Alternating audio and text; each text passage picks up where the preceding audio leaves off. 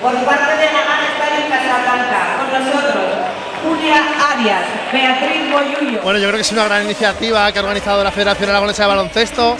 Al final hoy se hace palpable, ¿no?, que somos muchos apoyando hoy en el día a día del baloncesto femenino aragonés. Y bueno, yo creo que ha sido una gran iniciativa y que ha sido todo un éxito, a la vista está.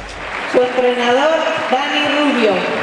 Por parte de Azulejos Moncayo, Helios. Carmen Abecia.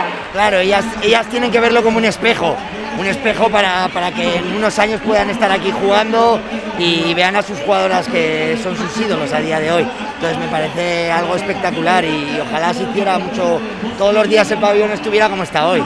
Fuentes, Alicia Aznar, su entrenador Javier Aladré.